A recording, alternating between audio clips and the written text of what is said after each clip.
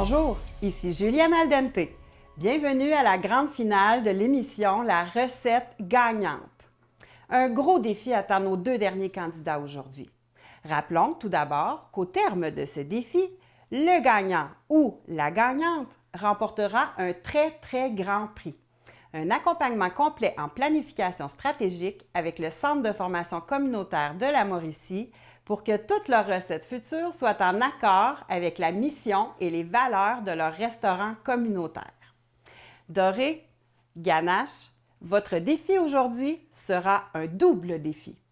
Vous devrez réaliser 2 plats mettant en vedette les valeurs d'un restaurant communautaire et vous aurez 1 année pour le faire. Tout d'abord, comme plat principal, un plan d'action annuel. Dans un deuxième temps, vous devrez cuisiner un dessert gastronomique issu du milieu communautaire, c'est-à-dire un rapport d'activité. Pendant que vous planifiez votre défi, je rejoins nos juges, des chefs qui connaissent ça. Me voici avec nos 2 juges très réputés de la recette gagnante. Tout d'abord, M. Tammy Grill, professeur à l'Institut du plan d'action communautaire du Québec. Bonjour, Tammy. Bonjour, Julienne.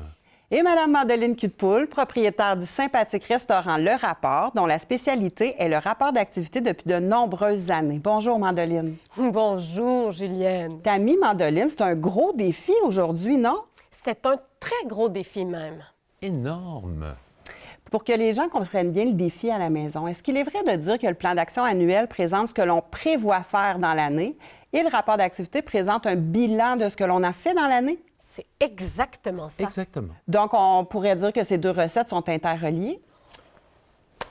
Tout à fait.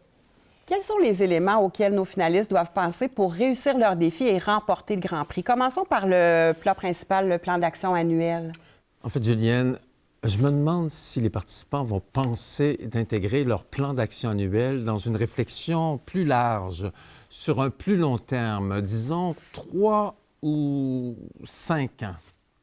En fait, Julienne, il est important de faire une démarche préalable pour identifier les enjeux, pour valider vers quoi nos finalistes vont tendre pour réaliser la mission de leur restaurant communautaire autonome.